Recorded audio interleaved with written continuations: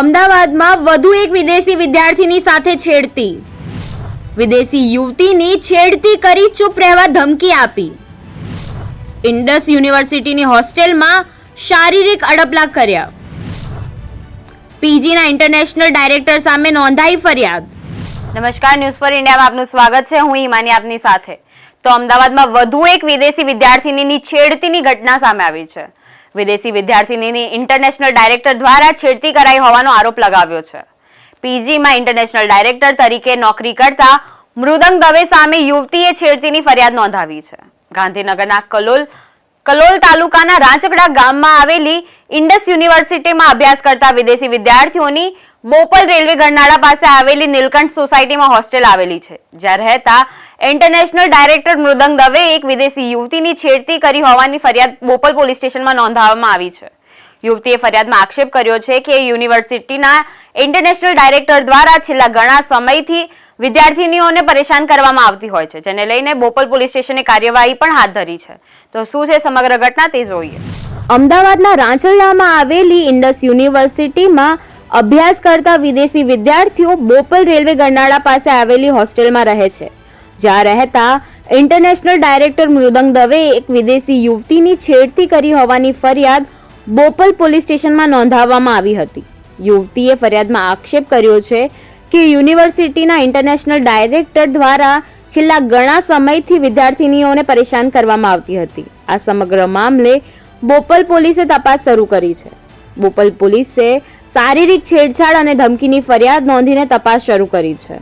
સમગ્ર બનાવની વિગતો એવી છે કે દક્ષિણ આફ્રિકાના દેશની નાગરિક એવી 21 વર્ષીય યુવતી રાચરડામાં આવેલી ઇન્ડસ યુનિવર્સિટીમાં અભ્યાસ કરે છે. આ યુવતી અને અન્ય વિદેશી વિદ્યાર્થીઓ માટે યુનિવર્સિટીએ બોપલ રેલવે ગરનાળા પાસે હોસ્ટેલ રાખી છે અને આ વિદ્યાર્થીઓની મદદ માટે યુનિવર્સિટીએ મૃદંગ દવેને ઇન્ટરનેશનલ ડાયરેક્ટર તરીકે નિમણૂક પણ કરી હતી. મૃદંગ દવે આ હોસ્ટેલમાં જ રહેતો હતો. ગત 11મી સપ્ટેમ્બરના રોજ સાંજના 6:30 વાગે ભોગ બનનાર વિદ્યાર્થીની હોસ્ટેલના ગ્રાઉન્ડ ફ્લોર પર જમવાનું લેવા માટે ગઈ હતી. ત્યારે મૃદંગ દવે તેને પકડીને તેની છેડતી કરી હતી, જેથી તે યુવતી ડરીને તેના રૂમ તરફ દોડી ગઈ હતી. ત્યારે પણ મૃદંગ દવે તેની પાછળ આવીને ફરીથી તેની શારીરિક છેડતી કરી હતી, જો કે યુવતી તેના રૂમમાં જતી રહી હતી. બીજા દિવસે મૃદંગ દવેએ યુવતીને સાંજની ઘટના સંદર્ભમાં ધમકી આપી હતી કે જો તે આ વાત કોઈને કહેશે તો જાનથી મારી નાખશે, જેથી યુવતી ગભરાઈ ગઈ હતી અને તે પછી પણ મૃદંગ દવે તેના પર ગંદી નજર રાખતો હતો. આ બાબતે યુવતીએ તેના ભાઈને ફોન કરીને જાણ કર્યા બાદ સમગ્ર બાબતે બોપલ પોલીસ મથકે ફરિયાદ નોંધાવી હતી. આ અંગે બોપલ પોલીસે છેડતી અને ધમકી આપ્યાનો ગુનો નોંધીને કાયદેસરની કાર્યવાહી પણ હાથ ધરી છે. આરોપી મૃદંગ દવે ઇન્ડસ યુનિવર્સિટીમાં ડાયરેક્ટર તરીકે નોકરી કરતો હતો, જે ફોરેન વિદ્યાર્થીઓને લાવવાનું તેમજ તેમને અલગ અલગ સુવિધા આપવાનું કામ કરતો હતો. જોકે ગત તારીખ 14ના રોજ આરોપી મૃદંગ દવેએ નોકરી છોડી દીધી હતી. પોલીસની પ્રાથમિક તપાસમાં સામે આવ્યું છે કે છેલ્લા 2 થી 3 વર્ષથી મૃદંગ દવે યુનિવર્સિટીમાં નોકરી કરતો હતો, પરંતુ આ સમયગાળા દરમિયાન તેમણે કોઈ અન્ય વિદ્યાર્થીનીની છેડતી કરી હોય તેવી ફરિયાદ સામે નથી આવી.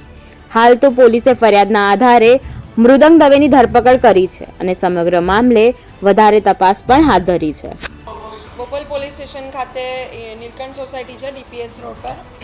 એમાં એક બેન ભાડે રહે છે. એ પાપુઆ ન્યૂ ગિનીના નાગરિક છે અને અહીંયા ઇન્ડસ યુનિવર્સિટીમાં અભ્યાસ કરવા માટે આવેલા. એ બેનની સાથે છેડતીની ઘટના 11 સપ્ટેમ્બરે બનેલી. એ થોડા ડરી ગયા હતા અને ત્યારબાદ બરોડા રહેતા એમના એક પરિચિત પાસે રહેતા હતા અને 22 તારીખે પોલીસ સ્ટેશનનો એમણે સંપર્ક કરેલો અને એમની એફઆઈઆર છેડતી અંગેની નોંધવામાં આવેલી. જે અનુસંધાને જે આરોપી છે મૃદંગ દવે કરીને, એ પણ ત્યાં જ રહે છે. એ ઇન્ડસ યુનિવર્સિટીમાં ડાયરેક્ટર તરીકે, એટલે કે જે ફોરેનર સ્ટુડન્ટ્સ છે એમને અહીંયાની ભાષા ના આવડતી હોય તો એમને મદદરૂપ થવા માટે અહીંયા એમને નાની મોટી જે પણ કંઈ ફેસિલિટી જોઈતી હોય તે આપતા હોવાનું કામગીરી કરે છે અને એ અંગે એને ડાયરેક્ટર તરીકેની આ લોકો એમને બોલાવતા હોય છે.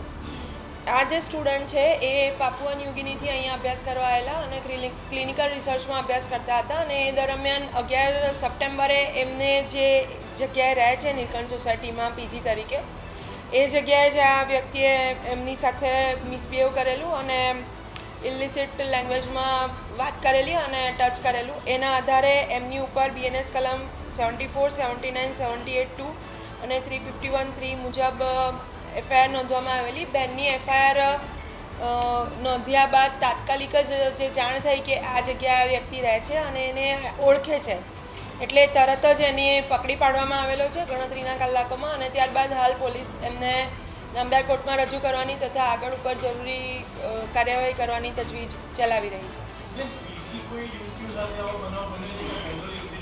આ બેન સાથે જ પહેલીવાર આવું ઘટના બની છે અને અમારા જાણવા મુજબ 11 તારીખની જે આ ઘટના છે ત્યારબાદ જે આરોપી છે એને 14 તારીખે છૂટો કરવામાં આવેલો છે, નોકરી છોડીને ગયેલો છે, પણ એ જ વિસ્તારમાં રહેતો હતો અને એને પકડી પાડવામાં આવેલો છે. આ બેન સાથે જે ઘટના બની છે એ અગાઉ બીજા કોઈ સાથે છેડતીની ઘટના બની હોય એવી કોઈ પોલીસને ફરિયાદ કરવામાં આવેલી નથી.